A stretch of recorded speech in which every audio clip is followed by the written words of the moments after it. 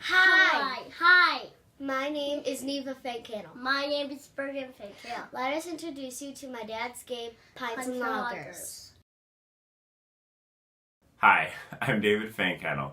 Pints and Loggers is a medium-weight Euro game that plays 2 to 6 players in about 60 to 100 minutes. It uses some reverse blind bidding and a hybrid of worker placement and simultaneous action selection, as well as your more traditional Euro mechanics such as tableau building and resource management.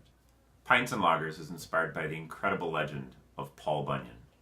Paul Bunyan, you know, the massive lumberjack who's often accompanied by his loving friend, Babe the Blue Ox. In Pints and Loggers, you'll be managing a crew of lumberjacks over the course of 4 winters. But don't expect the seasons to fall in perfect order. There are many stories of winters lasting multiple years, and sometimes spring, skipping summer and going right on into fall. Each season, players will begin by choosing where to allocate their crew. Simultaneously and secretly, players choose from 4 general areas on their player board. Players may choose to go directly to the tavern for a respite. This earns the player $2 for each worker placed there. Or to the training tower, where each worker placed there causes the player's marker to be moved up the training tower, giving them access to improved skills, bonuses, or even the temporary help of a giant blue ox or Paul himself.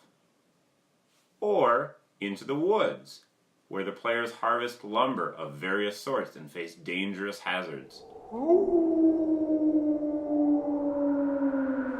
Or to stay in the village, to complete specific tasks like recruiting more workers, completing building contracts, buying equipment, or simply wandering into the tavern. Once all players have placed their workers, they remove their screens and resolve the placement from left to right on the player board.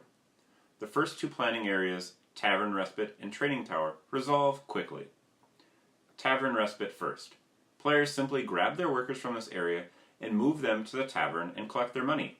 $2 per worker, no matter the size. Whomever placed the most workers at this time takes the starting player token this round. Next is a training tower. Players take their workers placed in the training tower area and move them up into the tavern as well, while also moving their training tower marker up an equal number of spaces. Next is your more traditional worker placement. Sort of. Beginning with the starting player, players rotate clockwise, placing any number of their workers from either the woods or village planning area in either a single woods or village location, respectively.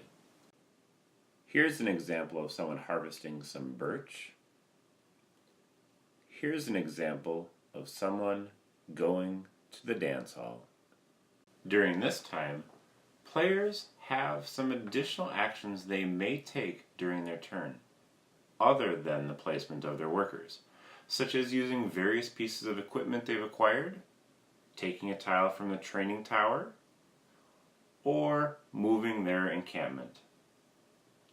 Next, players sell lumber at the marketplace, where the 5 types of lumber prices change based on what and how much is being sold of each type of lumber.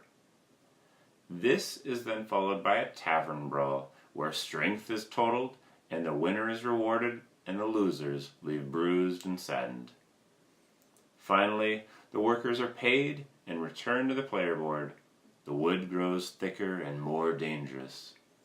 The seasons are repeated until the 4th winter occurs, which can be triggered in multiple ways. Players gain points throughout the game through a variety of means, by doing things like completing building contracts, winning tavern brawls, and defeating hazards. Players also score endgame points for remaining totals of lumber and money. Well, that's a brief glimpse at Pints and Loggers. Thanks, and I hope you enjoy.